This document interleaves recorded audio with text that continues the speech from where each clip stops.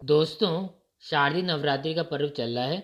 यह माँ दुर्गा की भक्ति व पूजा की सबसे शुभ व पवित्र अवधि मानी जाती है। इसके प्रत्येक दिन एक एक शक्ति के पूजन का विधान है। इसको रात्रि इसलिए कहा जाता है क्योंकि रात्रि शब्द सिद्धि का प्रतीक माना जाता है। हमारे ऋषि मुनियों ने रात्रि को दिन की अपेक्षा अधिक महत्व दिया है। यही कारण है कि दीपावली, होली, शिवरात्रि व नवरात्रि आदि उत्सवों को रात में मनाने की परंपरा है। शक्ति का अर्थ ऊर्जा होता है, इसलिए अनंत ऊर्जा की कृपा प्राप्त करने के लिए शक्ति की पूजा माँ के रूप में की जाती है। दोस्तों, साल में 4 नवरात्रि होती हैं। 4 में 2 गुप्त नवरात्रि व 2 सामान्य होती हैं। सामान्य में पहली नवरात्रि चैत माह में आती है और दूसरी नवरात्रि आश्विन यानी क्वार माह में आती है। इसको शारदीय नवरात्रि भी कहते हैं क्योंकि ये शरद ऋतु में होती है। आषाढ़ व माघ मास में गुप्त नवरात्रि आती है।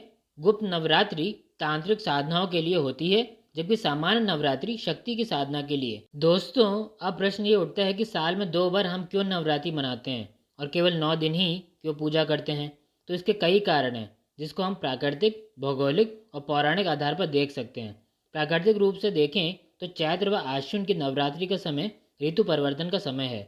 ऋतु परिवर्तन का हमारे जीवन, चिंतन व धर्म में बहुत ही महत्वपूर्ण स्थान है। इन 9 दिनों में प्रकृति में जब बदलाव आता है तो हमारी आंतरिक चेतना, विचार व शरीर में भी बदलाव आता है। इसलिए हमारे ऋषि मुनियों ने बहुत विचार कर सर्दी गर्मी की इन दोनों विशेष ऋतुओं के मिलन या संधि काल को नवरात्रि नाम दिया है। यदि आप उक्त 9 दिनों अर्थात साल के 18 दिनों में अन्न का त्याग कर भक्ति करते हैं तो आपका शरीर व मन पूरे वर्ष स्वस्थ व निश्चिंत रहता है। दोस्तों, वैज्ञानिक रूप से देखें तो पृथ्वी द्वारा सूर्य की परिक्रमा काल में एक साल में 4 संधियाँ आती हैं, जिसमें मार्च व सितंबर माह में पड़ने वाली संधियों में 2 नवरात्रि आती हैं। इस समय रोगाणु, विषाणुओं के आक्रमण की बहुत आशंका रहती है।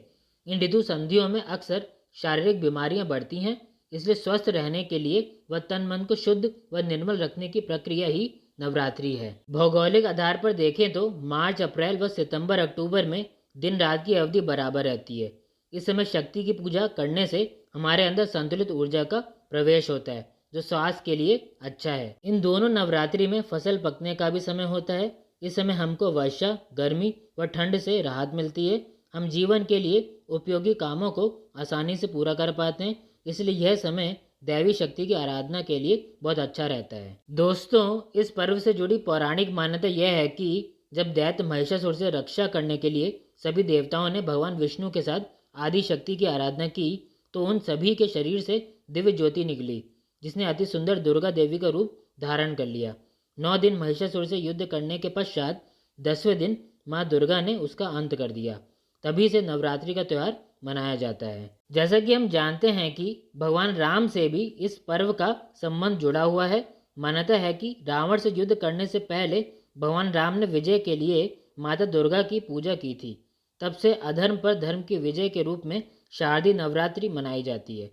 चैत्र नवरात्रि में इसे भगवान के जन्म के उत्सव या रामनवमी के नाम से जानते हैं। नवरात्रि की 9 रातों में 3 देवियों महालक्ष्मी, महासरस्वती व महाकाली के 9 स्वरूपों की पूजा होती है। ये 9 रूप हैं।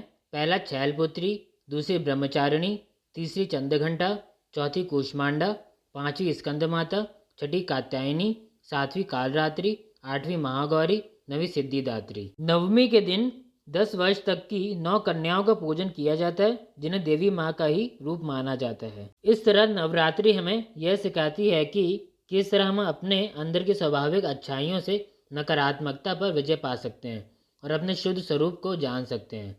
जिस तरह माँ के गर्भ में 9 महीने पलने के बाद ही एक शिशु का जन्म होता है, वैसे ये 9 दिन हमें अपनी अच्छाइयों तक वापस ले जाने में एक अहम भूमिका अदा करते हैं। इसलिए 9 दिनों का उपयोग ध्यान, पूजा, सत्संग और ज्ञान प्राप्ति के लिए करना चाहिए। दोस्तों, इस वीडियो में बस इतना ही। और अगर आप इस चैनल पर नए हैं तो इस चैनल को सब्सक्राइब करें और वीडियो को लाइक करें और लोगों में ज़्यादा से ज़्यादा शेयर करें और कमेंट करके अपना सुझाव दें। दोस्तों, मिलते हैं अगली वीडियो में एक नए विषय को लेकर। तब तक के लिए नमस्कार।